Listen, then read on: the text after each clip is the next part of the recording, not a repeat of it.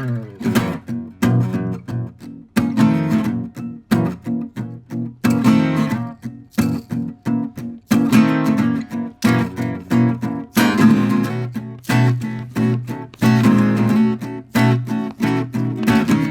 back, everybody, to This Is My Bourbon podcast. I am your host, Barry, and I got a special guest. I almost said special friend with me this week, and that didn't sound right. It's Chad Perkins of It's Bourbon Night. I can be your special friend. I'd rather you didn't. Okay, that's fine. We've got, two microphones between us. We're just two buds chopping it up on another episode of the show. Just the three best friends that anyone's ever had. Where's the third one? You all. Oh. Collectively. You. Are the three. The listener. The listener. The viewer. Whatever. Yeah. Yeah. Because of viewers like you. Thank you. Yeah. This didn't make, well, for you, it didn't make the full episode, but we had a pre-show cocktail. We did. Yeah. Yeah. Can I do a shameless plug? I would really appreciate it if you did. Excellent. Back in stock by popular demand is... From Tony Bag of Donuts. Yeah, he demanded it. Some other people did too. Our Elemental Elixir Golden Hour Old Fashioned Cocktail Syrup is back in stock at whiskeyambitions.com.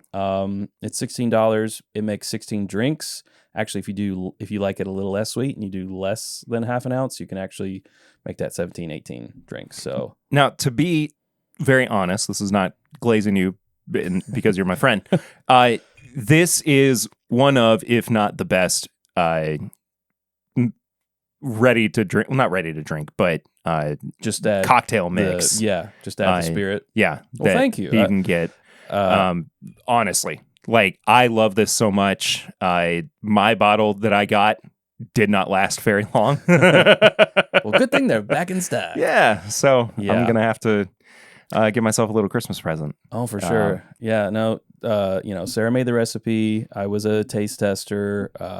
We work with Gents Originals here in Lexington, back and forth to get it, to a shelf, a stable product. So props with them. A lot of collaboration, all Kentucky grown, Lexington even grown and proud. So no, great product, love it, and it's back in stock. So yeah, sorry my cocktail didn't quite survive to the main episode, but and you still got enough of a rock there that you could have you could have another. Well, I have a plan for another drink that will involve a rock. Oh, okay, perfect. Not Iraq the country, Iraq the actor, The Rock. The Rock? The Rock? Yeah.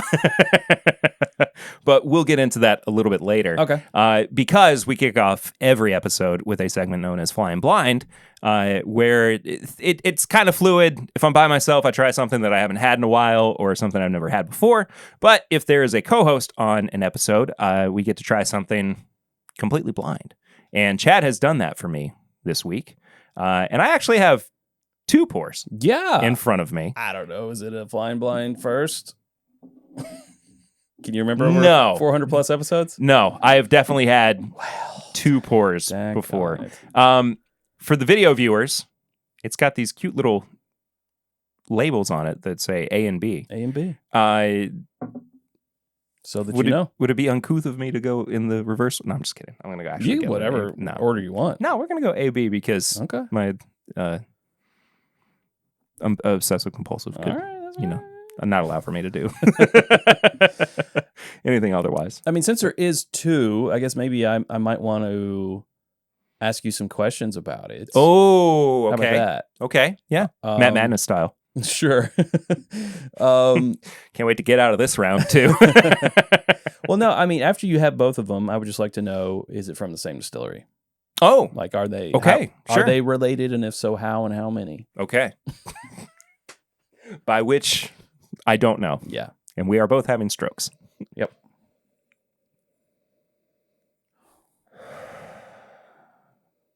It's very peppery off the rip. Yeah, yeah. The very first note I got was just black pepper.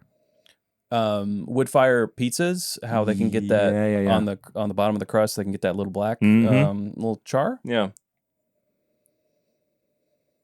But I also think I'm smelling the cocktail syrup that I got a little bit on my finger when I picked up the bottle, which we'll just keep here for product placement. I mean, I don't see why not. May as well be a show for yourself. For the video. If for nobody video else is going to be, then you may as well. All right. Yeah, cheers. Good audio. That was a good audio. Because we know to hold it at the stem so you get the reverberation of the... Yeah. We're also audiophiles. Audiophiles, that's right. Yeah. Listen to that treble. It's not all about that bass. Sometimes you need a little treble. Okay. Need a little treble. Oh. Okay. It was lacking a little bit up front.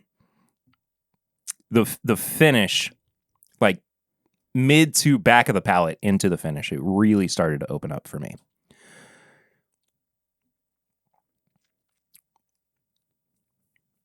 Now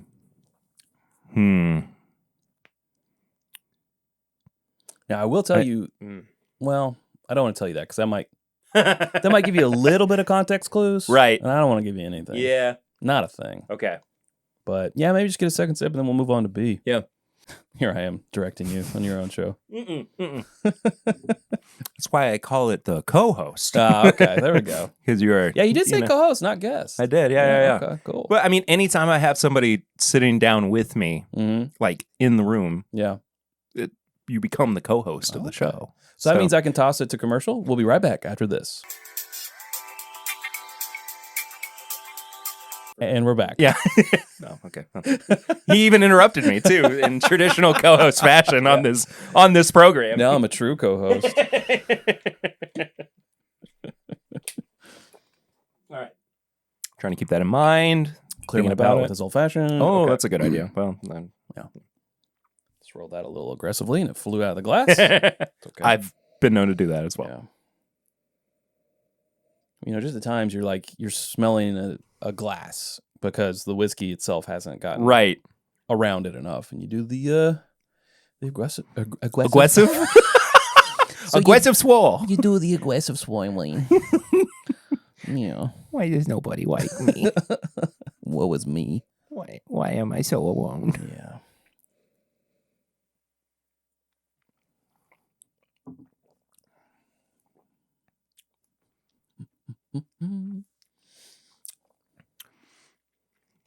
Okay.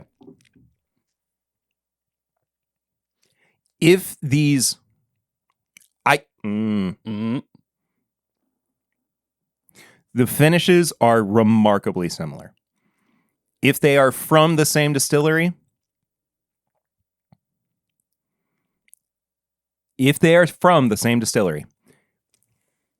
they're either from different batches, different rick houses,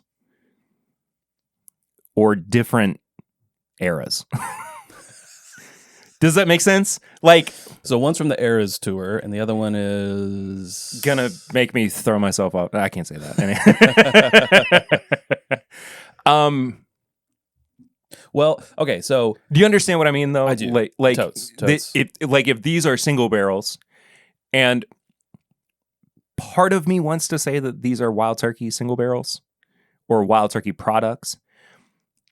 Nothing is particularly screaming Camp Nelson, but if they were Turkey single barrels, like Russell's Reserve, I would anticipate one of them to maybe be from like Rickhouse A, Rickhouse H, something like that. Or two of their limited releases. The finishes are too similar for it to not feel like they are from the same distillery. Okay. So that is my final answer in this cool capacity. Do you want me to tell you that part? Yes. They are from the same distillery. Okay. So you did get that. Okay. Yes. It's okay if it's not turkey. I just feel like that's just where my that's what came to mind. You know, yeah. So what I would like to know next is which one you prefer, A or B. A by a hair. You haven't even had a second sip of B. Oh, you're right. Don't be doing that, Ricky Bobby. Putting that evil on me.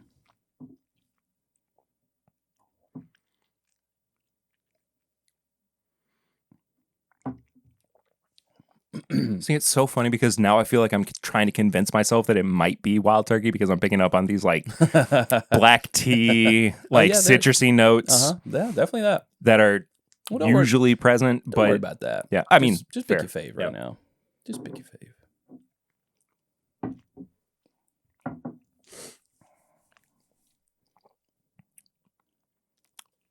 No, actually, B is my favorite. Okay. And a lot of that gets down to the fact that A just feels like it's all finish. So, answer is B. Answer is B. Yeah. All right, cool. Before I tell you what it is, do you want to give an age gayus? Wow, what is We're happening? doing great with voices today. Happening? I don't know. Have you been on a podcast in a while? No. Well, I'm doing the 12 days of its bourbon night with Chad Watson, and there was one episode where I was doing that. Words just came out with a and he was like, "Do we need to put you in speech therapy?" I was like, "For this episode, maybe." I mean, does your family have an accent more than you do?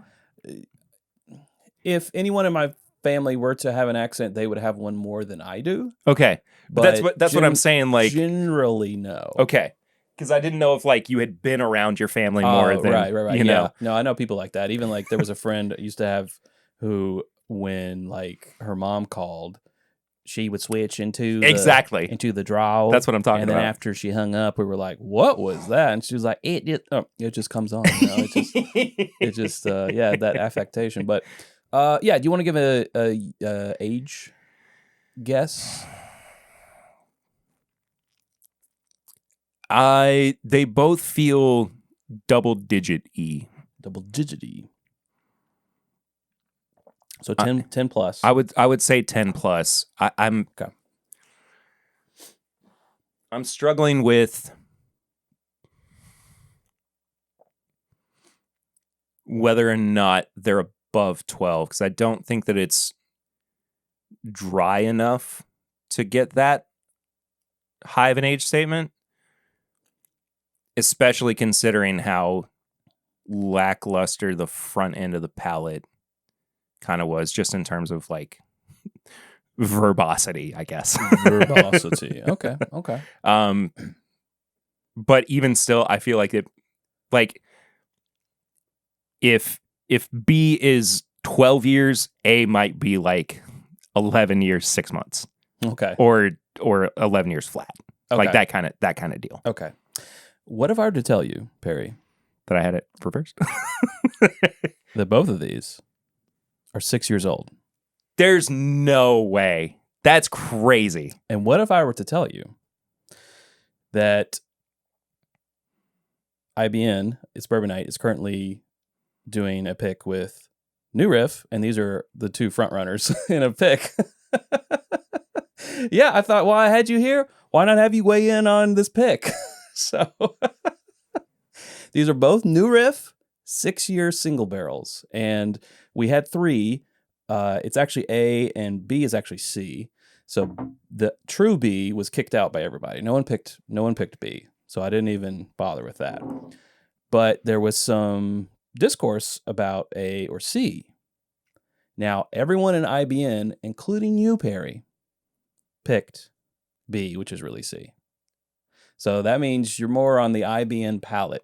Right. And some other people went down to Justin's, boarded for some fine palettes down there. Tom Rabbit, patron, and his wife tried it. And there was actually more votes for A.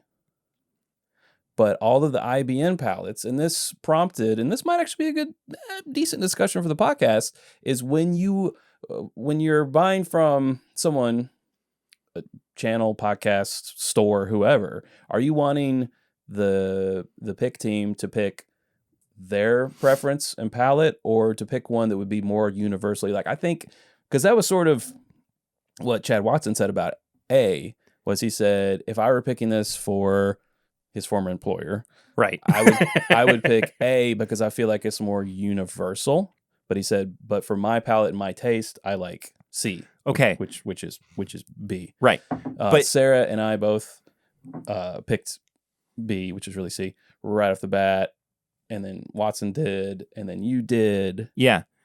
So this is a deep flying blind. Right, yeah. But the conundrum that you run into in this case is, are you picking for are you picking a community barrel, or are you picking in its bourbon night barrel?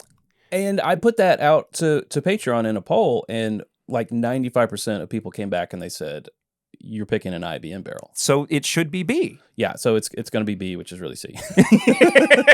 Yeah, it's going to be that. And it was really flattering, and people, wrote some comments and some really nice stuff. And I've got to actually go back, because there was a lot of them. Got to go back and read it all. But it was like I haven't had I've always either liked or loved IBM picks. Like, I trust your all's palate. If I'm buying from IBM, I want it to be something that. But then also the question kind of came like, okay, well, if you have a panel, like if we were able, and we weren't able to because of time restrictions on this one, but if we were able to bring in patrons like we can sometimes do, and then there was a vote, and the vote was on A, would we have overruled it, which we've actually never done. But there's never been a time where, in the history of having myself and Chad Watson, and then ancillarily Sarah, right, all voting on one and everyone else, that's never happened. Right. Sometimes, more than likely, Sarah would have been on one and I would have been on the other, or whatever. And so then it's not like, well, 100% of IBN is on this one, and everyone's like, this is like a first time. Yeah. Since we've been doing picks, which has been since 2019. So 6 years. But it brought up an interesting question. Like, what are you looking for? And I think, like, if you find a store that you like to picks from, it's because you have identified what their palate is. Exactly. And you're like, this is kind of my palate. I'm dialed in on this. But also on, like, not to be like parasocial about it or anything, but there is a level of like, well, people started watching It's Bourbon Night. People started listening to This Is My Bourbon podcast because whether it's a personality thing, or they identify with the reviews that we have done, and they identify the tasting notes that we have given as tasting notes that they can identify with as well, and they go, well, those are things that I can pick up on. That's also similar to my palate. And so if they trust those picks, or they want to buy picks that, line up with their palate too, they want to buy your picks. They just, not necessarily wholeheartedly, but they have an inclination to buy that. This is not like advocating against community picks or anything, but I think that there's a level of like, if you want an It's Bourbon Night pick, trust that we have, based on, your level of confidence in what we do as a channel that provides quality reviews and content, that we have gone and picked the best barrel for you to then purchase. Based on that channel's. Exactly. Or whoever's palate. Yeah. It's interesting because the last one before this one was at the IBN meetup, the Whiskey Givings. I had to think of the name of it. Whiskey Givings. You did have a lot of whiskey at that Givings. Yeah. Well, the tagline was, this year there'll be no leftovers. There was tons of leftovers, by the way. But, it's always a goal. The last pick was New Louisville, our first pick of New Louisville, and it was everyone who came to Whiskey Givings. And originally, Chad was going to go to Louisville, and so was Sarah, and both of them had scheduling conflicts that came up last minute. So it was just me. Yeah. Now, I wanted this other barrel. Yeah. And a few other people wanted that barrel. Yeah. But the vast majority wanted this other one. Yeah. And that's what we picked. Because there was no one else there. I'm not going to be like, but Me, I like this one. So that screw you all. Yeah. Screw you guys. I'm taking my barrel. Well, and this is also, so you and I had a like pre-show discussion about something too. I'm not going to get into the specifics of it, but this is also not to like hyper focus on or to like put the spotlight on the importance of I hate using this word, but like ostensibly influencers. Influencers is a weird word. Right.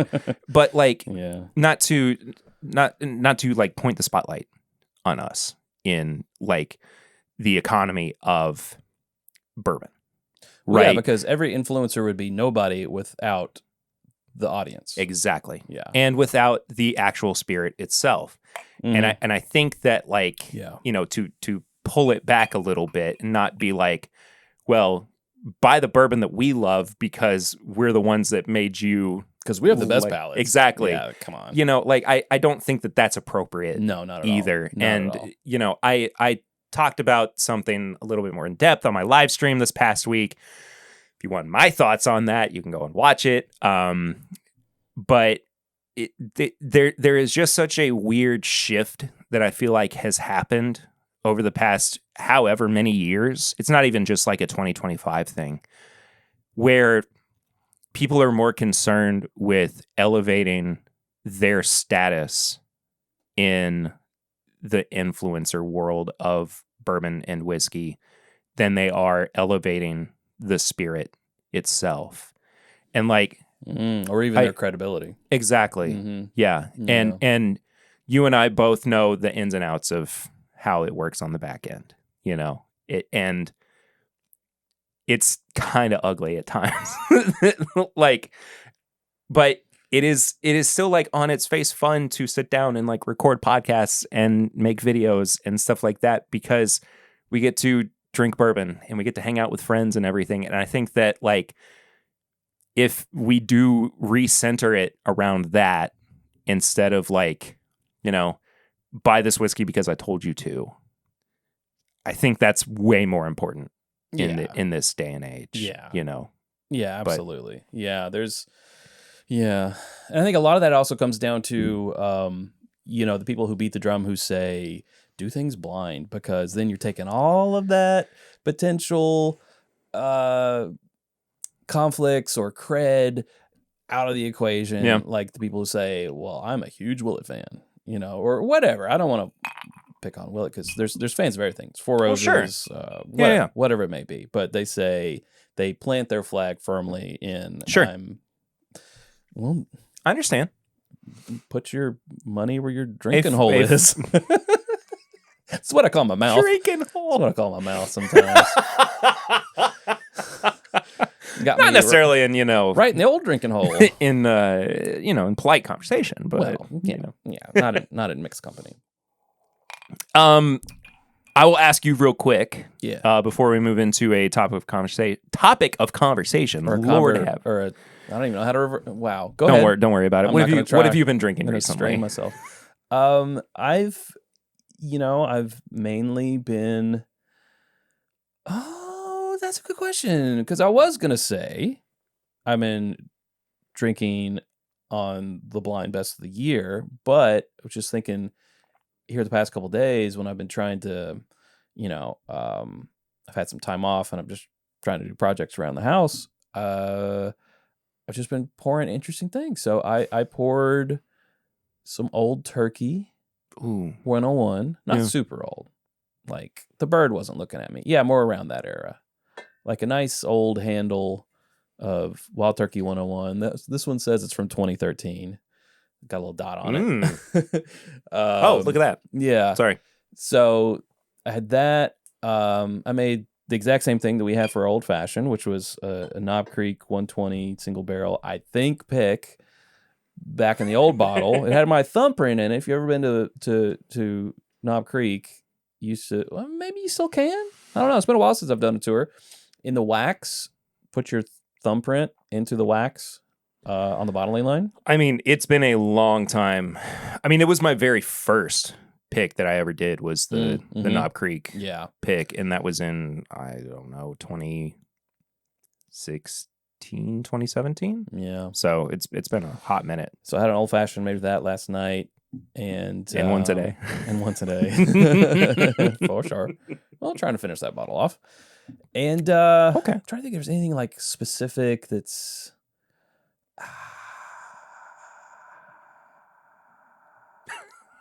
We're losing him. He's fading away. Well, I was looking out there. So there's a rye shelf out there. I had a media sample of one of the first Pursuit ryes, and I was like, I need to finish this off. So I was drinking on that the other day. Yeah. I love going back to those old media samples. I had it back when I first started getting them. I had this dream of collecting all of my media samples and like putting them on a shelf and being like, look at the times that I have had. And then it's like the people I just wound who, up drinking a bunch.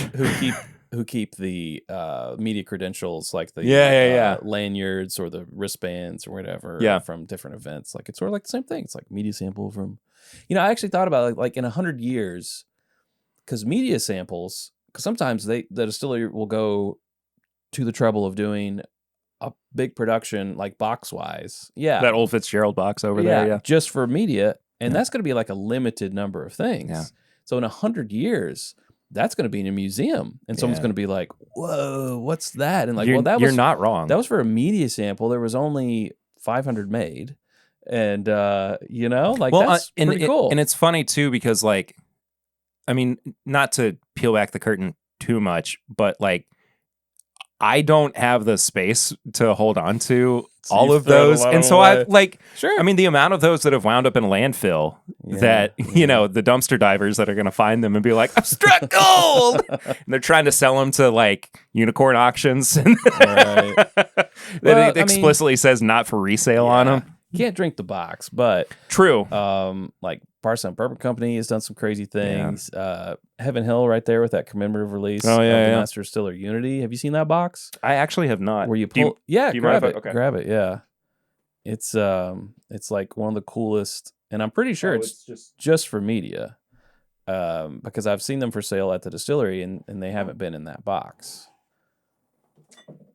It's so funny because I got told that there were no media samples available for this. There's not. That's wild. Sorry, there's not. No, it's okay. I'm not calling you out. But to be fair, you wound up with no Elijah Craig barrel proof or Larceny barrel proof for like months for some reason. Yeah. So. That's fine. I mean, this is... Yeah, it's like this for the audio listeners. It's like you pull up the box and a different scene on a pulley comes up, and then it does the same thing on the sides. Oh! Yeah. I'm not even looking at it. That's crazy. Yeah, now look at this side over here. You got old Connor Driscoll coming up. Aw. Yeah, it's that's so cool. Super cool. And wow. I'm pretty sure that was just for media. I don't know. And it's okay, not media, just for you. No. It was only sent to Chad Perkins. It's a one of one. Yeah. No, so then, I get those people who comment like, oh, this was a media sample? Well, can't trust your opinion. Because, I get it. Like, some people feel like if anything was given to them for free, they can't trust the integrity of that person. And just being wired the way I am, like, it's hard for me to understand that, because I mean, I'm not worried about losing, being kicked off the list, because, well, one, I'm not going to ever trash anything. I'm going to say, if I don't like something, this is for this person. It's not hitting my palate. It's going to be for the person who likes XYZ. But like, my whole thing is, if it didn't accept media samples, the number of reviews would be shrunk.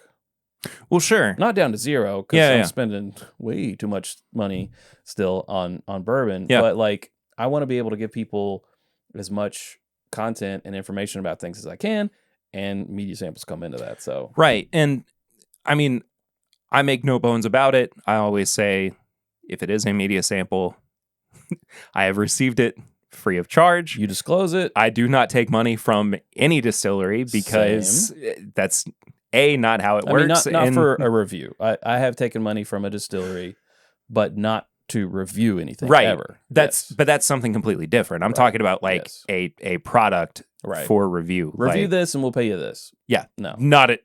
Absolutely will never do that. I mean, why would you, to get a quick, whatever it is, bucks, to have your reputation in question or destroyed? Like, nah, I'm good. I don't need that. Not gonna happen. $500,000, whatever it is. Like, nah, I'm good. Don't need it. Sorry. But the whole point is like, I just don't. I'd rather, it's not worth it. It's preserve the show. Yeah. Honestly. Yeah. Quickly, we did. I almost said Friendsgiving, but it's Christmas time. Friendsmas, I guess, with Eric and April last night. Yeah, nice. And the theme was killing off bottles. Oh, love it. Yeah. So Eric brought out. Now I got to remember everything. One of the first bullet picks that Ernie's ever did. It was called To Be or Not To Be, and the implication was that it was a OB from Four Roses. Right. And on the tag, it had aged 8 to 12 years. It doesn't work that way, man. I just don't know what else to tell you. Right? Yeah. Yeah. Okay. Yeah, I know. He also had one of the Maker's DNA bottles. It was the 125 proof one, which was my favorite out of the lineup. And then the very first Jack Daniel's single barrel proof rye that was ever picked from the guys at Oak and Thieves. Mm-hmm. I brought over it was either like late 90s or early 2000s Old Granddad Bonded, which at that point was Beam. Killed that off. And what was the other one that I brought that we killed? I don't know. Last night was a lot of fun. If you know, write in. Put it in the comments. Eric, let me know, because I don't remember off the top of my head. But we also opened an Appalachian Barrel Company bottle that I can only say was 11 years old and 121 proof. I can't say anything else about it, because if you know about that and Rare Character and all the stuff that goes on behind the scenes, you can't say where any of that was from, basically. So, Chad. Yes. We are doing something very different on this week's episode, and we're not going to take a whole lot of time on it, but I wanted to get your opinion on a few things this week. We are moving up a segment that is normally on the back half of the episode, known as High Proof Hot Takes, and we are putting it firmly in the meat of the episode.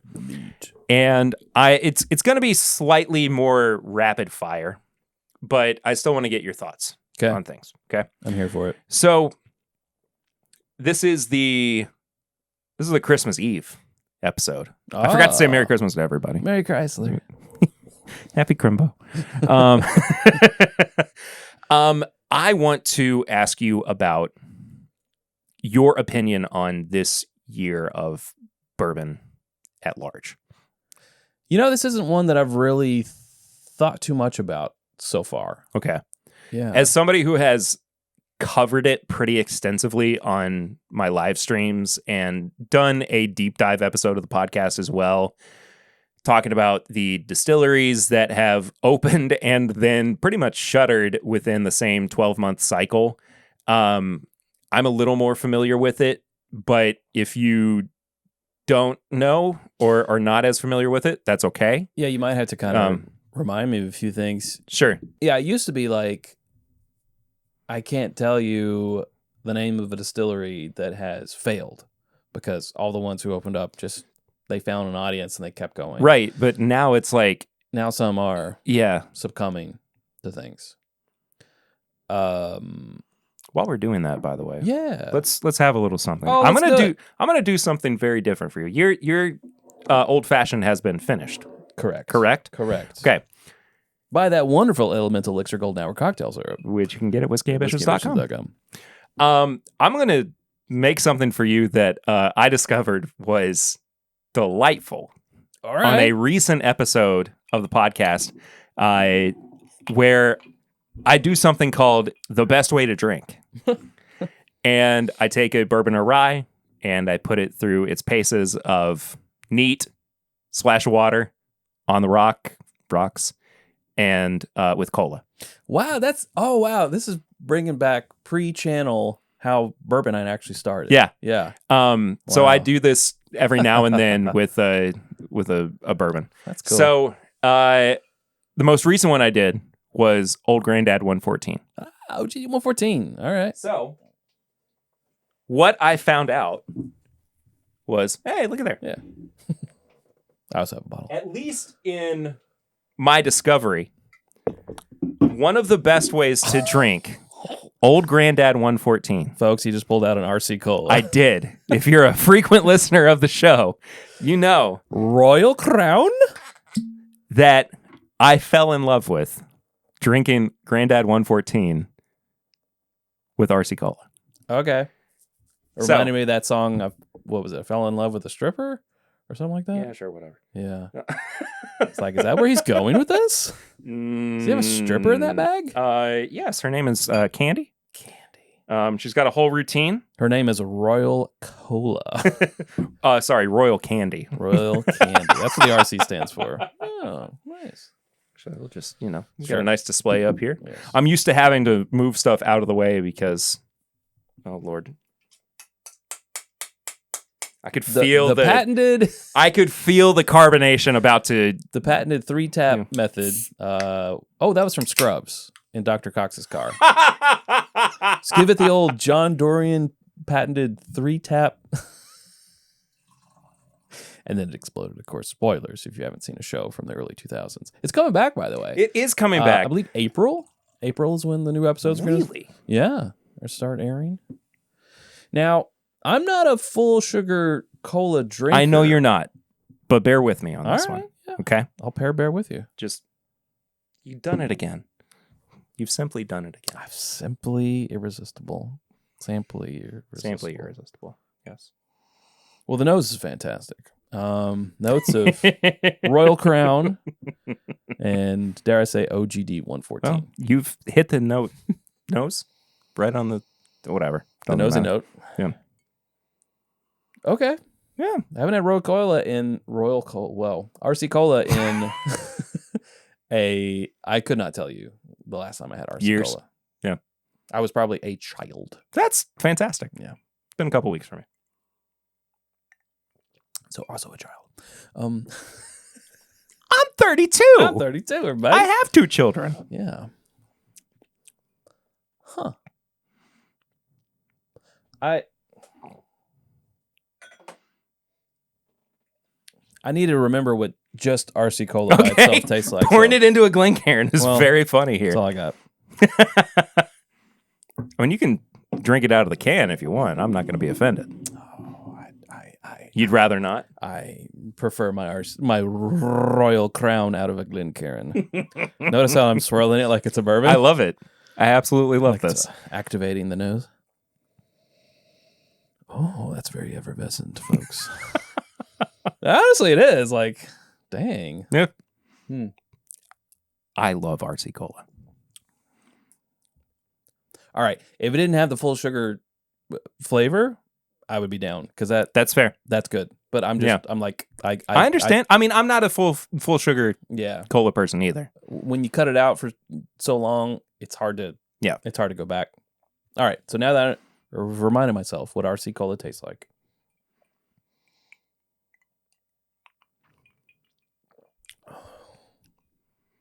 Tastes like college. Tastes like college. Give me a Beam and Coke. Yeah. And it is Beam. It is. I mean, it is. It's 114. It's a higher rye. It's the Old Granddad mash bill. And it's 114 proof. But yeah. And it's not Coke. Imagine going to a bar and ordering Granddad 114 and Coke. I mean, if you're there for a good time, not a long time. You're right. Then you're doing it right. Somebody take me home. Can't feel my feet anymore. This is interesting. Thank you for sharing. It felt like all right. Well, let's just move on. Anyway. No, it's good. It has good. a good personality. I think it's good. It has a good personality. Okay. So the first question I wanted to ask. Just in general. Anything yet? Well, no. In this segment of High Proof Hot Takes. Oh, that's what we're in, folks. Yeah. In general, do you feel like, and this is a very broad question, you feel like 2025 has been one of the better or worst years for bourbon? I mean, just kind of pulling back, cursory glance type of thing, I would say immediately I wouldn't call it better. Nothing's coming to mind that brings out better. Now, worse? I don't know. Or just like status quo. I feel like behind the scenes, there's been a lot more movement. Distilleries shuttering. Yeah. Freaking Four Roses went up for sale. Like, what? Four Roses is for sale? I mean, that was can I such borrow a shock. $1 billion? Yeah, $1 billion, please, because I would love to. I'd love to be Brent Elliott's boss. Brent, you come here. You make me a small batch. The Perkins special. Yes. You make me. What did he have? Elliott Select. You make me Perkins Select. Yeah. Please, sir. Thank you. Brent's great. Love Brent. Yeah. So things like that seem to be more prevalent in 2025 than in recent years. So definitely not better. And also just like there's been some great releases, but nothing that's like, I'm sort of thinking of the standards. Like, was there a really good Elijah Craig Barrel Proof? Was there a really good Booker's that stood out? Was there a really good, how was the Heritage Collection this year from Heaven Hill? How was the Parker's Heritage? How was the sorry, hello, microphone. Great. How was this distillery's LA and that distillery's LA? Like, what really stood out? And there's definitely some highlights. Yeah. But nothing that like. So cursory glance, I would probably have to say because of these reasons, The parameters. Yeah. Yeah, I would probably say it's not better. It's not status quo. It's a decline. Or, yeah. How to phrase that? It's a little bit on the negative.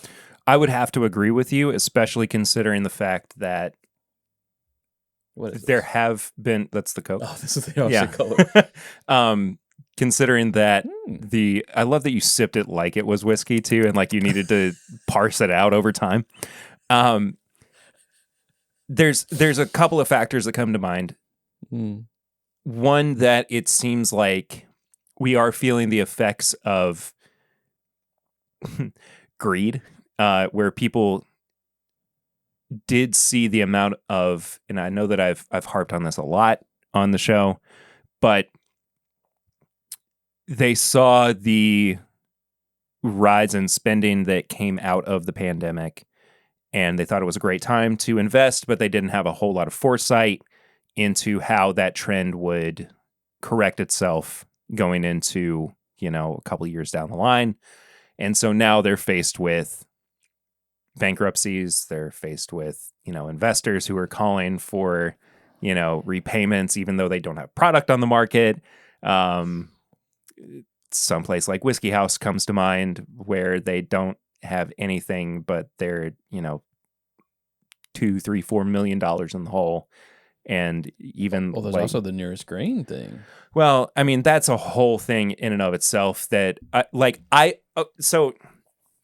don't feel properly equipped to talk about everything that's going on with Nearest Green. Yeah, absolutely not. Because there is I just know it's a thing.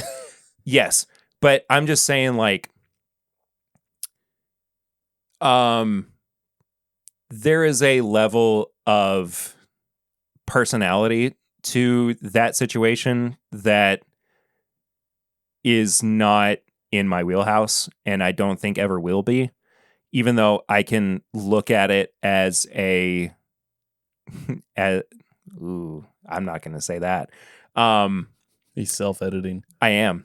I can look at it from a distance and understand that is not anything that I need to participate in from a discourse standpoint.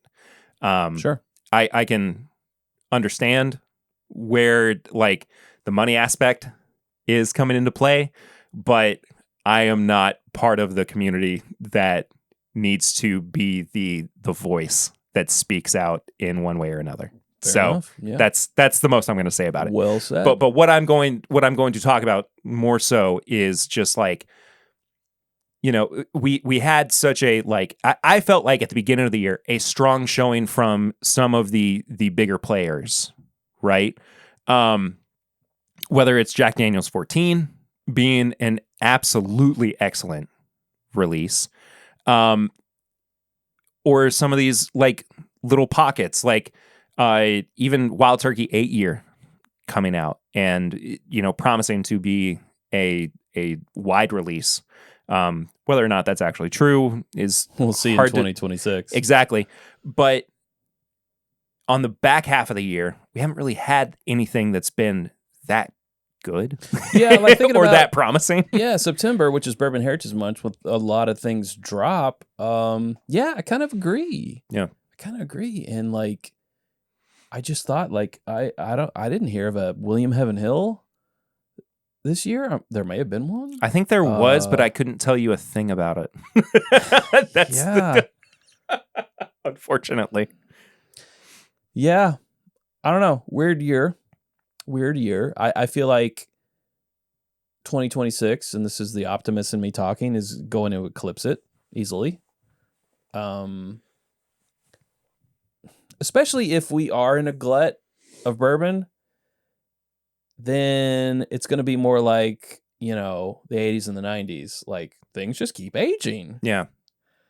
Hey, that'd be kind of cool if we start seeing that in next year, the years to come. Like, we were able to let this age even longer. Yeah. Now here's this release. It's even older, and older isn't always better, and we all know that, but sometimes it is. Yeah. And so, well, not in that capacity too. Mm-hmm. Not to use them as the only case study, but I do think that, and I mean, you know, at least, and I'm starting to like pile on more in my head, Mm-hmm. But Makers and Beam are both under the Suntory umbrella. Correct. And they've both in the past, 18 months, put out new age-stated products in what is essentially their core line. Yes. Right? Yes. And we now know that Beam is going to put out another age-stated product that is essentially an extension of the Beam Black, but it's a toasted oak. Remind me. So we just saw a TTB label get approved that is a 95 proof 7-year toasted oak bourbon.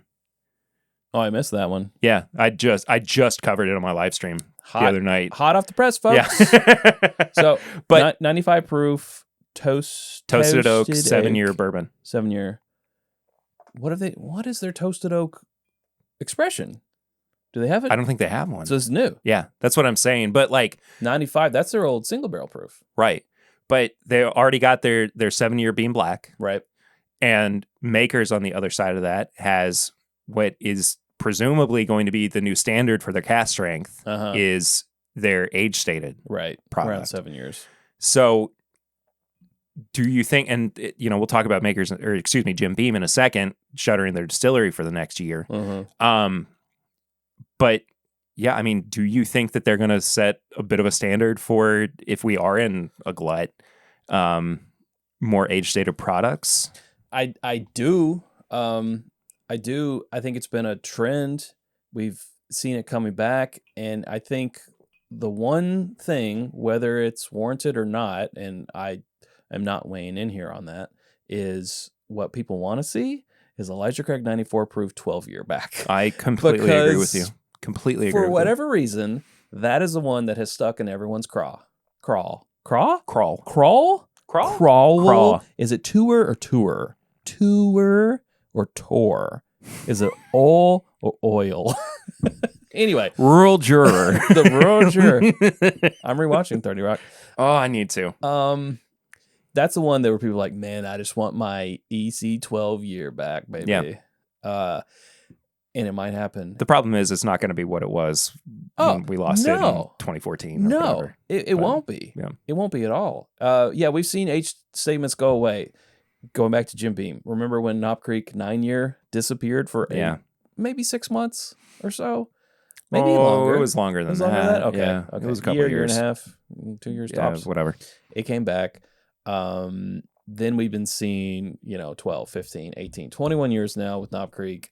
Age statements are coming back. I predict Basil Hayden will be the next one. It used to be 8 years age stated. Oh, yeah, that's right. They've got a 10. Yeah. I feel like they'll put an 8 out there because they can. Why not? They'll sell more bottles. Yes, I see age statements coming back. Well, I think it's important to note that aged product is out there. Like it's not that everybody is sitting on, 2 to 4 year old bourbon and they're blending it in with 12-year-old. Mm-hmm. The 9+ stuff is there. It's just the distillery's willingness to actually age state it. Yeah. Right. And it's like, well, how complicit do we want to be in our own actions towards quality?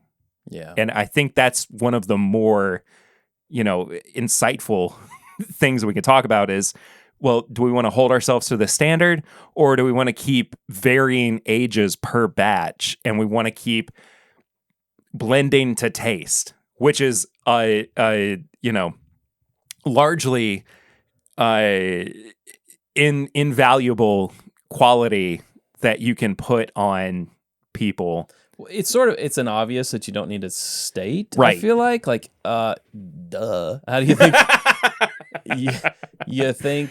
Yeah, we want it to taste good, but I mean, you think you just blend it to a proof? Yeah. You're like, oh, that's ready. We don't need to taste it. Yeah. Like, of course it's blended to taste. Yeah. But we know that Heaven Hill. Chicken cooked to taste. We know that Heaven Hill has enough product to where they're putting out a new Elijah Craig 15-year single barrel.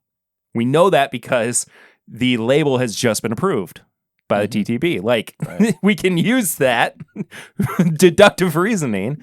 So if they're going to keep putting out these high age stated products, where is the 12-year at this point? Not to go all like conspiracy theory, whatever. But like that's the point, I think, at this stage is like, why are they trying to foot around it right now? I don't know. And it really comes down to not having the insider knowledge of can they make more of a margin off of a, blending things into a non-age stated product that's going to have a better margin than picking valuable, on profile older barrels that like, is the margin there or not? Right. Like that's stuff that we don't know. Kind of above our pay grade. I'm sure that absolutely has 100% to do with it. It comes down to money always. Yeah. No, for sure. They are the largest family owned distillery, but they still have a board and people to pay, investors. They got that margin to meet. Just like we said earlier, or maybe it was another, I can't remember now if it was this episode or Patreon stuff. But like every year, got to be better than last quarter. Got to be a little, sell more widgets. Yeah. Yeah. Widgets. Exactly. Yeah. It gets more frustrating year after year, I feel like, too. Like, okay. I thought you were talking about your questions. No. I'm just saying, like, being in the know and like witnessing, the distilleries that are closing and everything. But I guess with that in mind, though, and this will be the last question before we move on to the review.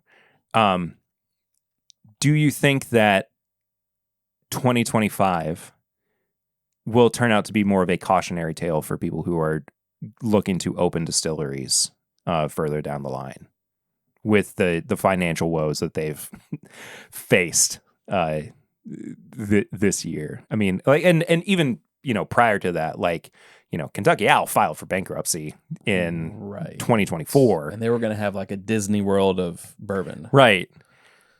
We could talk. I'll talk about that off air. I've covered it enough. But yeah, I do think it is a cautionary tale. I do think enough things have happened to cause pause on some people, because no longer is it's a sure thing, because you've got people who basically treated buying barrels as like you would a stock market. Yeah. Like, instead of buying this stock, I'm going to buy this lot of barrels. This lot of barrels is down in what it will sell for. So yes, I think those two things combined have brought pause to people thinking, well, how much more 70-21-9 do we need on the market? yeah. If anything, if we could look for a positive in it, I think it would elevate the treatment of what's out there, and maybe promote more of an art in blending different things together to create some, instead of just taking straight from the distillery your mash bill, just your barrels, put it in a bottle, but put my label on it and then sell it. I think it might hamper that, instead of like, okay, now let's take some barrels from you, some barrels from you, some barrels from you, blend together.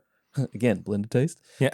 A little salt. Well, put out something that's actually unique, that doesn't exist out there on the market already. Well, right. And not to hyper focus on what Watson does with Rare Character, but I do think that he is making some of the best blends on the market right now. Dude. Like, I think that, like, he takes a very good look at what does the wider audience want when you're going into the liquor store, and what do the real, like, people who are listening to the podcast, bourbon drinkers, want.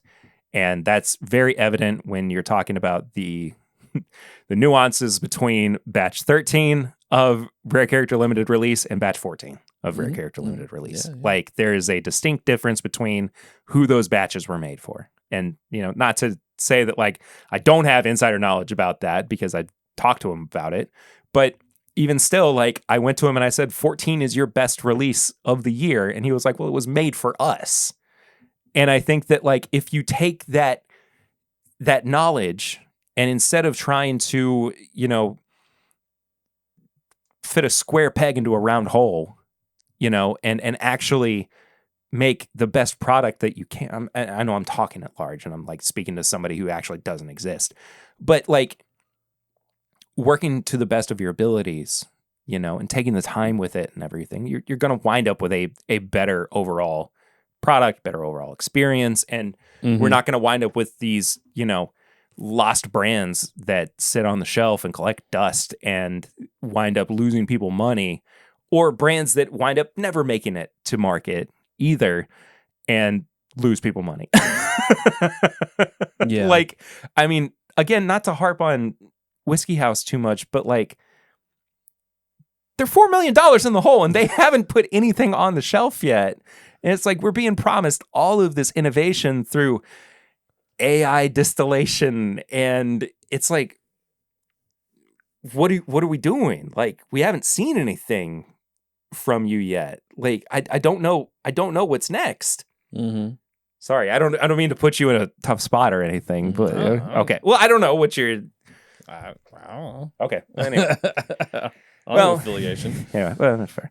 Anyway, let us know what you think in the comments. How did you feel about this year overall? I mean, generally, I think it's not been a great year. I was super hyped for it at the very beginning. Like, as always, first few releases, I was like, if we're on the right track with the way that things look at the moment, I'm jazzed. Yeah. I don't know any other way to put it. Sure. But absolutely. Let's review something. Let's do it real quick. We got a clean glass right here. I have a couple of clean glasses. Right. You're probably going to wind up dipping your toe into this at some point. But this is the new Old Fitzgerald Bottled. I have dipped my toe. Decanter Not Series. into that particular.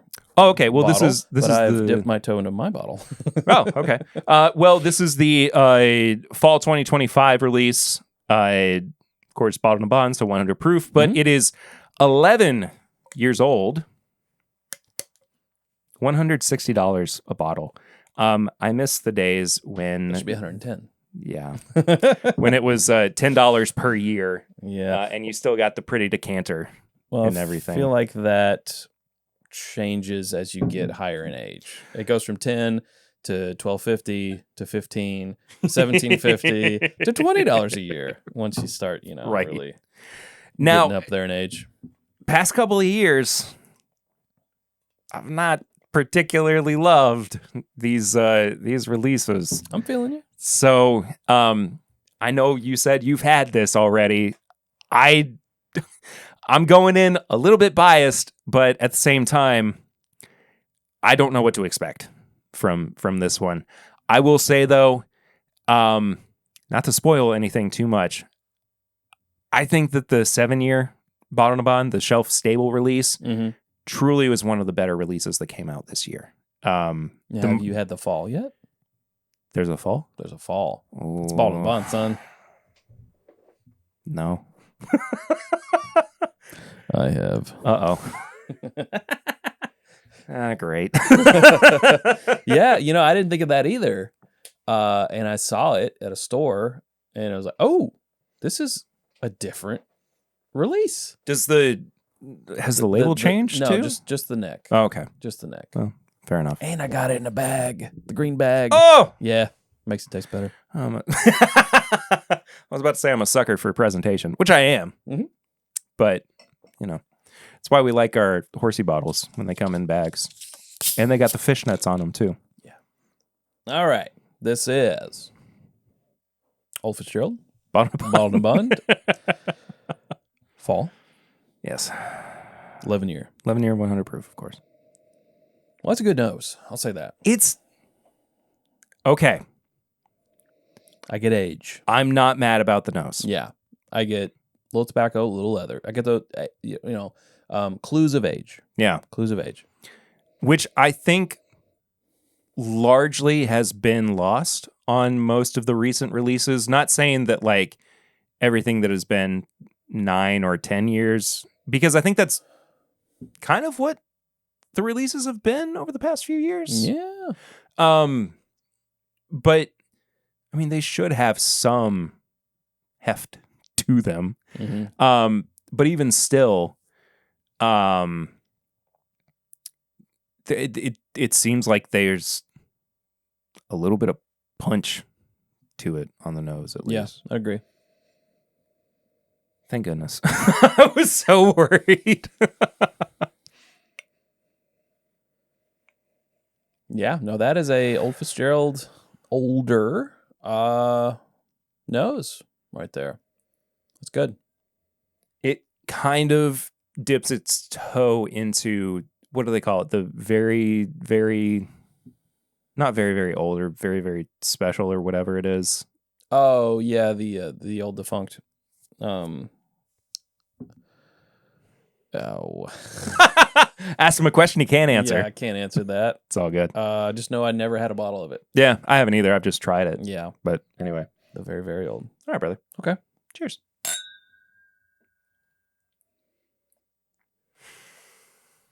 All right. Well, right off the rip, it's not exactly what I was hoping based off of the nose. I was hoping for a little bit fuller. Darker. Yeah. But it doesn't fully disappoint. No, not at all. I think it's still kind of got that like strawberry cream sweetness to it. It's just not as like intense barrel aged. That now, to be fair though, sample bottle, just opened it. Also, full disclosure, sample from the distillery. Didn't accept any money or anything. Doing the review because they sent it, and and let you know whether or not it's worth your time and money to spend $160 on this bottle.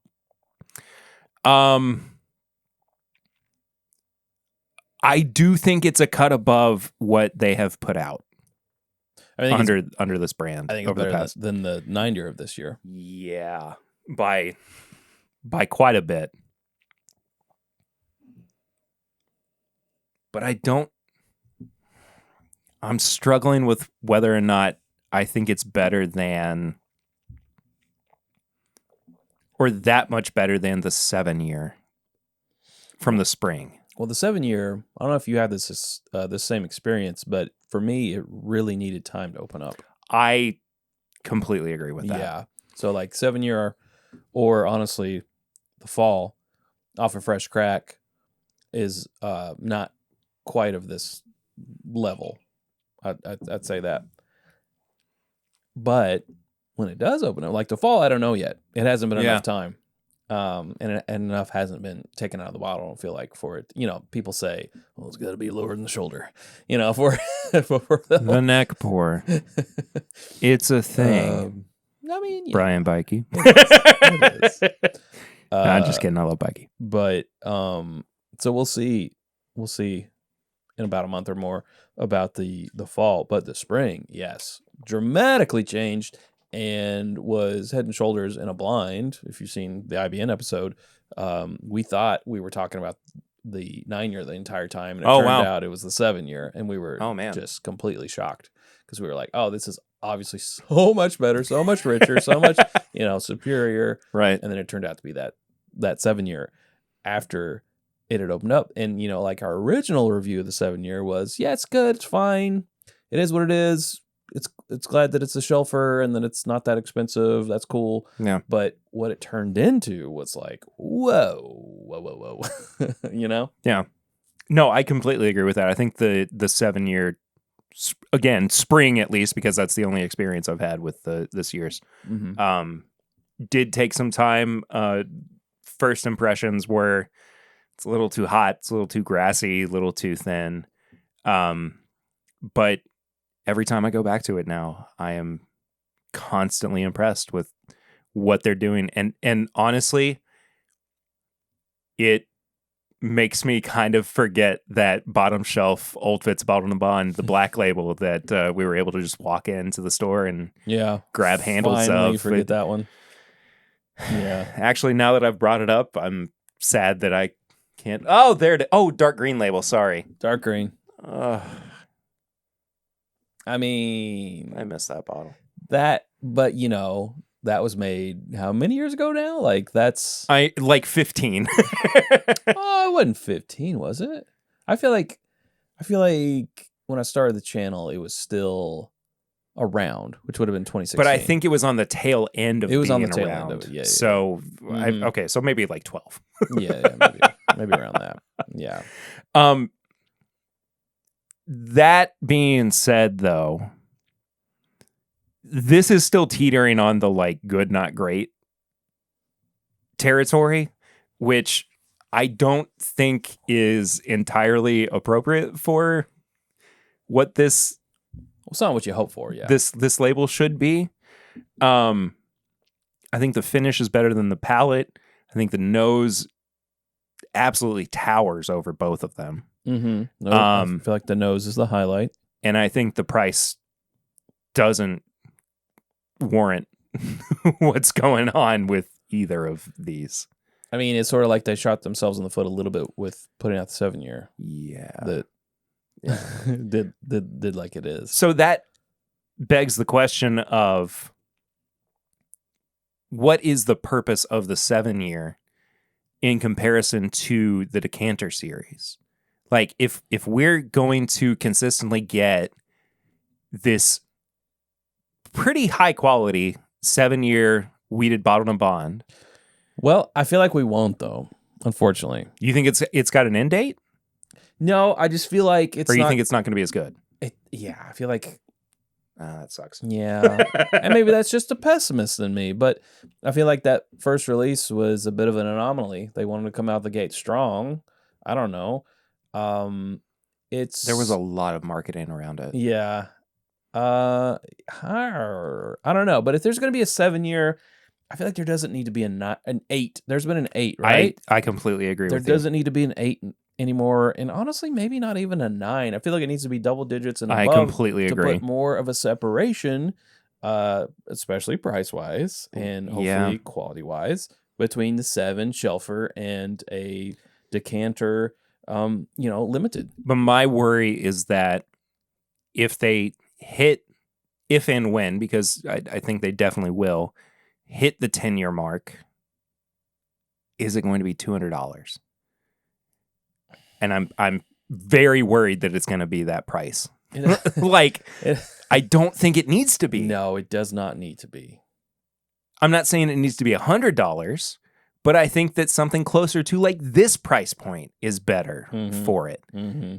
So, it sucks too that like every time that we review this, and we being me, the goalpost has to kind of keep shifting, but it's kind of inevitable because they keep changing the price point for this Decanter Series, and it's hard to like pinpoint it when back in the day it was like, great, it's 12 years old, it's $120. It's 9, it's 90. And like, that was a really good benchmark. And like, I understand that, glass prices have changed. I know that the market is not the same that it was in 2019 when this was first introduced. I think it was 2019. Might have been a little bit earlier. But the point still stands that like, this should have a cap for where it should exist on the market. Yeah. And it's almost impossible to decipher where it goes anymore. Yeah. I think it might have been 2018, just to go back to that, because I think I think the first one I had, it was a 8-year 2018 or 9-year 2018, something like that. 9-year. I think you're right. I would love it if it were treated like Elijah Craig Barrel Proof, where they had it's 12 years, but then they switched the age, but the price always remained the same. I completely agree. 129 proof, or it's going to be 140 proof, and it's going to be the same price. Yeah. Like, if the age is going to change and that can say the same price, why can't this? I don't have any problem with that. Yeah. Because I think that the biggest draw of this is not the age, it's the decanter. They should really do a between the stupidest thing, but I mean, like between 3 and 4 years. If it's like from 10 to 13 or 14 years, it's this price. If it's 15 to I have to stretch my leg to 18 or 19 years, it's this price. Like, yeah, do that. Don't do it based on like, what's another year? Yes, it's another year of taxes, but you're not doing that to Elijah Craig Barrel Proof. But also, Heaven Hill has so much product that they're already aging. Yes, I know that they pay. I mean, at this point, it has to be like $1.5 million in taxes. But year, they're making so much money.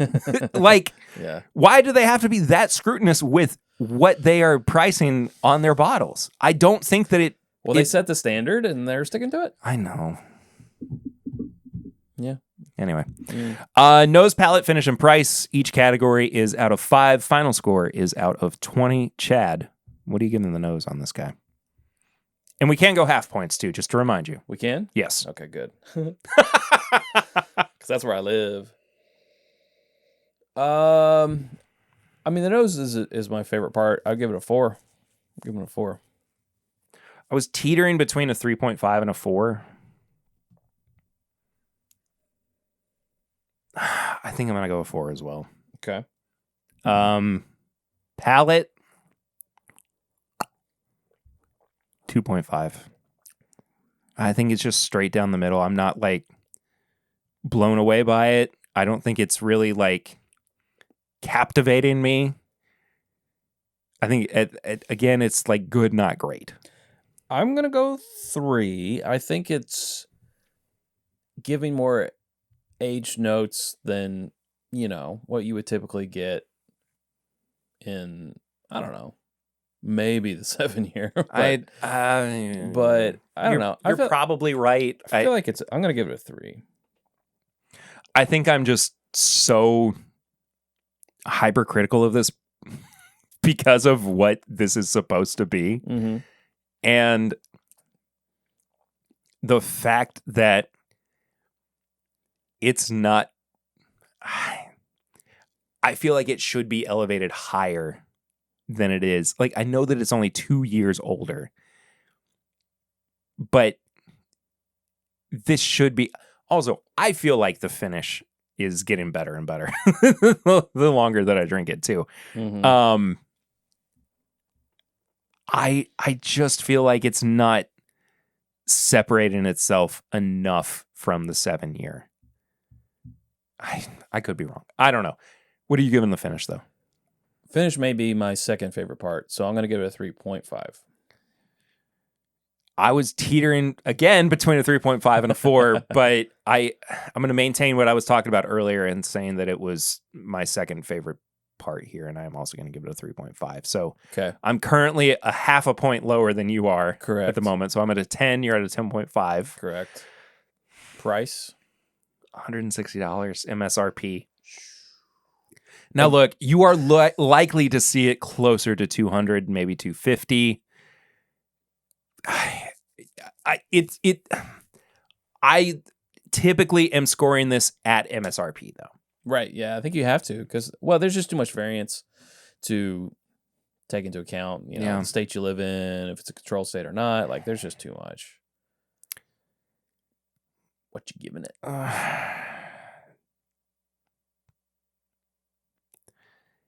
Okay. I want to take the bottle itself out of the equation because I think that's what they're the decanter. The decanter. Okay. I think that's what they are pricing this towards the most. I think it definitely adds a chunk. But I think that is so much less of a commodity these days because after 7 years, there's plenty of them circulating around, right? You could probably go into a flea market or a pawn shop and find an empty one. Sure. And pick it up for $10 to $20. Yes. And put Old Fitz Prime in it and it would look just as nice, right? So if we're just talking about the liquid that's in there, 9-year-old bourbon, 100 proof, at 11-year-old. Sorry, 11-year-old. Why am I stuck on the? You're living in the past, man. What? I was stuck on the 9-year-old. Yeah, it's 11. But the taste hasn't changed. No, you're right. It hasn't. 11-year-old bourbon. At $160. That actually does change my price point a little bit.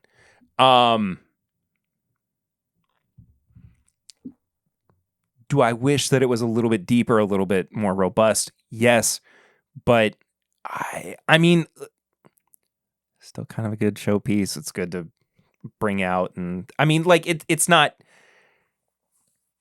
the worst thing that's come out this year. Okay, but you understand what I mean, though. Sure. Like there are worse products that have come out, especially above this price point. Yeah. And there are worse Heaven Hill products that have come out below this price point. Yeah. Too. Yeah. This might be controversial. I'm gonna give it a 3.5. Oh, that's actually more generous than I thought.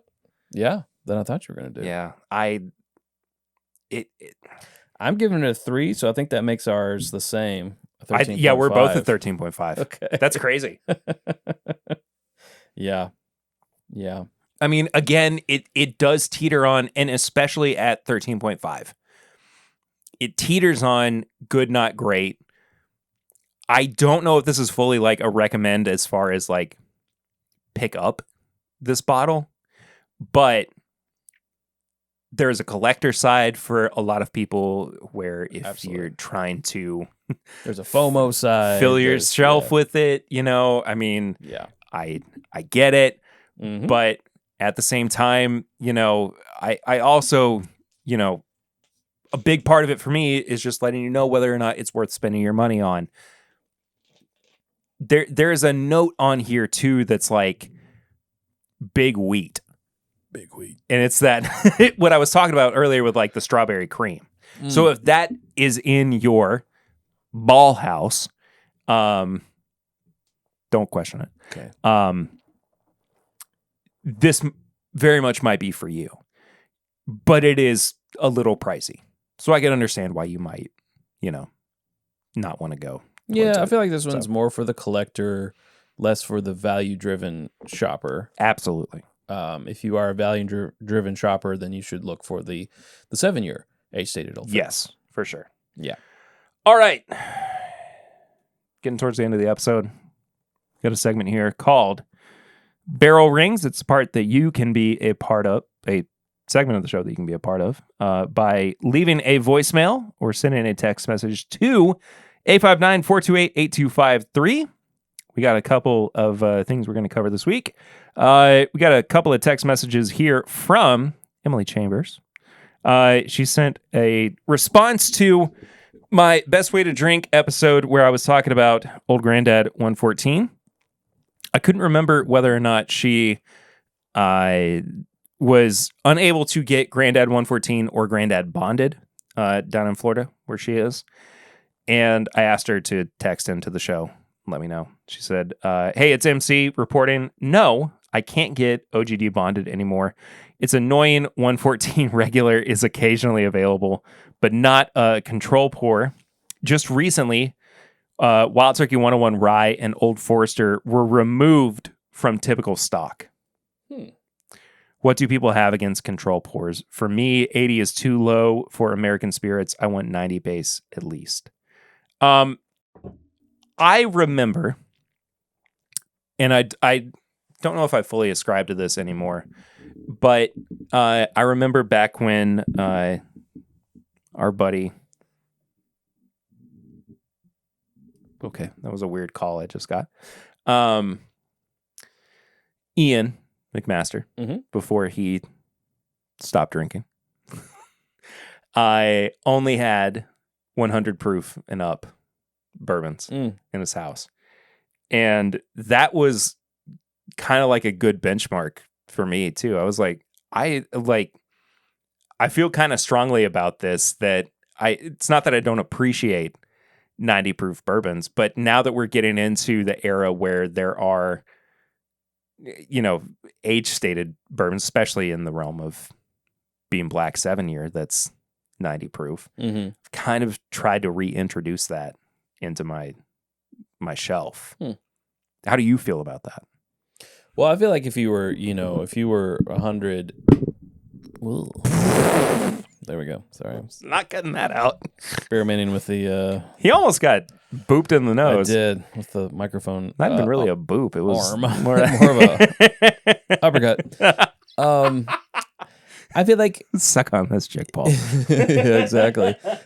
I feel like you would be missing out on a few great bourbons. You'd be missing out on Michter's 10-year, both bourbon and rye. You'd be missing out on Old Pogue. You'd be missing out on Evan Williams single barrel. Evan Williams, 1783. 1783, yeah. Eagle Rare, missing out on that. Russell's 10-year, sure, yeah. There were some real good ones that you'd be missing out on. So I get it, 100 and above. It's a great kind of point to shoot for, but you would be cutting out some real bangers. Yeah, completely agree. Also, Emily, I'm very sorry that you can't get Granddad Bonded. That sucks down there. That's and get that over the 7-year. I'll just say personally. Yeah, the 7-year was such a disappointment this year. Do you want to know how? Okay, so I bought my bottle for the review and everything this year. I actually accidentally knocked it over. Oops. In my studio and broke it. Oh, no. And, it's like a $40 bottle or whatever. Right. But I was like, don't think I'm about to rush out and grab another anytime soon. Like, I don't feel strongly about it at all. I was so underwhelmed by it. Yeah. It was Like I would want to try it in a blind, obviously, but I might honestly want the non-age stated bottled and bond, or definitely the 114. Yeah. Also, a very special barrel rings that somehow I'm lumping this into people who send stuff to the P.O. Box, which you can also do. P.O. Box 22609, Lexington, Kentucky 40522. Mike Schneider sent, I guess, a Christmas card. I don't know what's in this. I haven't opened this yet. I rarely get physical mail. It's nudes.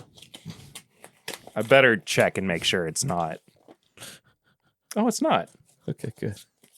There's a couple of stickers. There you go. Thanks, Mike. Nice. And I don't want to show Mike's face on camera, but it was an actual Christmas card. He said, "Thank you for your perseverance, quality interviews, and Giggle Fest informative videos." Mm-hmm. Oh, wait. This is actually literally a Whiskey Sensory Shenanigans Christmas card. And it's got a QR code. Ah, there you go. So I can show it on camera because he's part of the community, I suppose. All right. Sweet. Tips and Bits. Segment of the show where we recommend things that we've been watching, reading, listening to. We also want people to check out that we've been enjoying. Yeah. You said you've been rewatching 30 Rock. I've been, I'm on the last season. But yeah, it's good. It's good TV. 30 Rock. Have you watched Alec Baldwin's interview with Adam Friedland yet? What's that on? YouTube. Oh, okay. Have you never watched the Adam Friedland show? No. You absolutely should. Yeah. It's fantastic. Okay. He's quirky. Quirky. I'll put it that way. Oh, I got a great tips and bit. Okay. Tips and bit. It's just a bit. Okay. And just a tip. Yeah. I watched the best. I called it the best YouTube video of 2025. I declared it. It's from Corridor Digital. And I saw this on your Instagram. Yeah, and I can tell you the reasons why I thought it was the best. Yeah, that they did that. Just the best YouTube video I watched all year, and that's including myself. It was like a 25-minute video or around there, and it was about how Lord of the Rings did the Force perspective. You know, Gandalf is tall, the hobbits are short in camera, and using the old Hollywood trick, but they revolutionized it first ever by actually moving the camera, like parallax the camera. Oh, okay. Yeah. And that was with the moving set. And they recreated it. Nice. So that in itself is cool. But it had a lot of heart in it. Like you could tell love for the movies, love for the books. Like I got misty-eyed at one point in it. And it's because those guys love the source material, the Hollywood practical trickery of it, of it all, and it was just like you could tell it took them a solid month at least to make that video, and it was just one of the. And I wish I had the official title of the episode so you could go and look it up. But just look up Corridor Digital or Corridor Crew. I don't know which officially their YouTube is, but they're a VFX house. They do like VFX artists react to movies and things like that. But this one particular episode about, it's like the greatest effect of all time and it's practical, something like that. But it's just the best YouTube video. That's awesome. Hands down that I've watched all year. Like it had, I laughed, I cried, I cheered, all of the stuff. It was got frustrated at the industry. Yeah, it was just fantastic. Love it. It's so funny because constantly I'm thinking about like the content, of course, that I make. And I'm always inspired by people who are investing in long form content. Like, not to say that podcasting isn't in some way long form content, but not putting out like minute long shorts or reels or whatever, but taking the time to, get on a train and travel somewhere, or, I did blank for a week or whatever, and like trying to elevate my content in some way and thinking about what that's going to look like in the next year. And like, I've never done a project like that where it's taken me a month to compile footage or interviews or anything. And I really want to do something like that. And think that like I've never set out with a goal like that. It's very. I can say this just from doing it a few times. It's very rewarding. Sure. Yeah. It is. So I think like I don't have an actual like wholehearted tips and bits this week, other than just like something I hope to do, or I hope other people do, which is like invest in myself or invest in yourself, and like something that feels rewarding, and not to be all like, think about what your New Year's resolutions are going to be. But I mean, yeah, and I was getting ready to say that it's very much New Year's resolution-y. Yeah. Which is, cliche. Not the worst thing. But it's a perfect time to do it. It's a perfect time to reflect and think about what you want to do differently or change or tackle, and pick the beginning of the year, new beginnings to do it. Yeah. It's perfect. Yeah. So I think that does it. This actually went a bit longer than I thought it was going to for this episode, but here we are. And we could have gone twice as long. You and I always kind of just shoot the breeze for a while. But well, things just roll, yeah. Into, because I think in the very beginning we had a couple topics that weren't planned, but it just kind of it happened anyway. Came out of nowhere. Like even just the flying blind brought a conversation out of it. So what are you going to do? What are you going to do, folks? Chad, where, as I'm sure they already know, but I would love to tell them. Please tell people where they can find you and where's your home on the internet. First and foremost, it's youtube.com/It's Bourbon Nights. Subscribe. It's free. Helps out a mom and pop. My butt hurts from sitting on so long. Well, they're padded. Come on. I know they are. It's not you, it's me. Oh, okay. I don't have my own cushion anymore. Gotta get that cushion.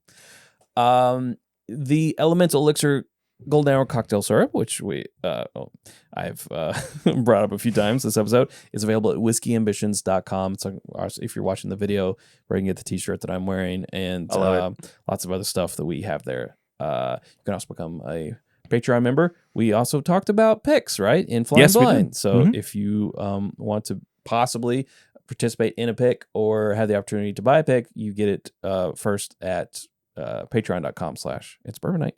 And those are the three main places that we hang out.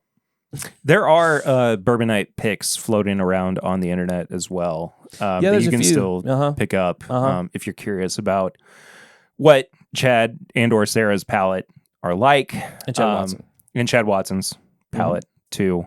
So I keep wanting to say Whiskey Explorer. That's not right. What's a website where you can go get the picks where you've... Well, it depends on the pick. Most recently, it'll probably be shareitpour.com. Oh, there we go. Yeah. Okay. Yeah, cool. But we got for example, the new riff that we had earlier, it will be at kegandbottle.com. Yeah. That's the other one I was thinking of that I couldn't think of for whatever reason. But if you want to support this show that you're listening to right now, you can head to patreon.com/mybourbonpodcast for as little as $1 a month. That gets you access to our Discord. Every tier actually gets you access to our Discord, but from the $5 and up tier, you get access to our bonus content that happens every single week, including the bonus podcast that happens on Mondays and the pregame chats that happens on Tuesdays. Happens on Tuesdays is how I was trying to say on that. 2 days. And the early version of the podcast that is uncut, uncensored, unedited. Unfiltered. One day before the main episode of the podcast comes out for the general public. There's also bonus content that comes out every single week for everybody over there. Other tiers get other things that you can find out about, again, at patreon.com/mybourbonpodcast. You can follow the show on social media at mybourbonpod. If you want to follow me personally, I am at pritter1792. You can also send questions or comments to thisismybourbonshop@gmail.com. You may be asking yourself, why is it thisismybourbonshop@gmail.com, Perry, and not This Is My Bourbon Podcast or My Bourbon Pod or something like that? Well, that's because back in 2017, when I first started this show, I was a fledgling graphic designer who was trying to find his way into this space, and I started a merch and apparel shop that is now mostly for the podcast itself, but it is still available at bourbonshop.threadless.com. You can get a logo t-shirt. You can get other shirts that have fun little sayings. You can get skateboards. You can get buttons. You can get stickers. You can get shower curtains. You can get so many different things. Just head over there and find it. It's way too late because this is Christmas Eve by the time that this is coming out, but there are Christmas shirts over there too that I've talked about prior. It's always next year. So yeah, pre-order for next year. Oh, you'll be so prepared. Your mom will love it. Yes. Thanks to the one guy who ordered a shirt for Christmas that said, "This is my bourbon drinking shirt." I appreciate you. I feel like that's the log line for this podcast. Your mom will love it. Your mom will love me. Yeah. You can also send a barrel ring, as we talked about earlier, 859-428-8253. Leave a voicemail or send us a text message. We'll read it out here on the show. You can also send stuff, whether it's bottles, mail, samples, whatever, as long as it's not going to get me in trouble, to our P.O. Box, P.O. Box 22609, Lexington, Kentucky, 40522. And last but not least, send a 5-star rating and review to your podcast app of choice, and we'll read it out here on the show. And there's nothing new this week, or else we would read it out. Next week, I don't know. I love it. Figure it out in the Sounds meantime. like me. Yep, happens every time. So, Chad, thank you as always. To be determined. Yeah, my pleasure. Thanks for having me. Yeah, thanks so much for being here. Yes. I'll see you next time. Until then, though, I'm Perry. I'm Chad. And this is My Bourbon Podcast.